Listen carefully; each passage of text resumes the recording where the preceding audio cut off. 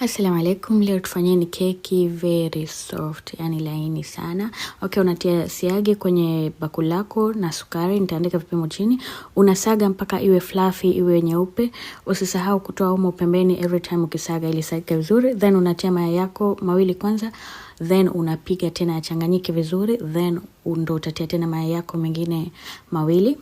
And then utatia flavor unayotaka. You can use ice cream. I use ice cream flavor, unaweza kutumia vanilla. Then unakuja kutia unga wako na baking powder, unachanganya tena mpaka ichanganyike uzuri. Make sure itachanganyika vizuri na utoe yani yote, usibakize kwenye sufuria, okay? Halafu sasa unachukua sufuria lako au tray au bakuli la kuchomea ambao unaweza kutia kwenye oven. Unapakaza mafuta lote, yenye mafuta vyote, alafu utie na unga. Unga wako uweke kila pale ili ile keki isigande, okay? So kwa vile nafanyia kokoa, nimeweka layer ya kwanza chini, halafu nimetia kokoa kidogo kwenye layer ya pili. Nimechanganya ile butter unga wake.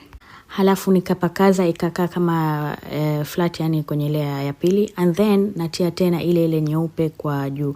Now hapa sio lazima utumie cocoa, unaweza ukatumia rangi, ukatumia orange, red, whatever unayotaka. Then unachukua kijiti ili ifanye ile marble. Una bake kwa moto wa kiasi and your cake is ready. You bake for like 15 to 20 minutes, sio sana. Na keki yako inatoka very soft, yani inanyambuka kabisa. Enjoy na chai yako ya maziwa. Shukran.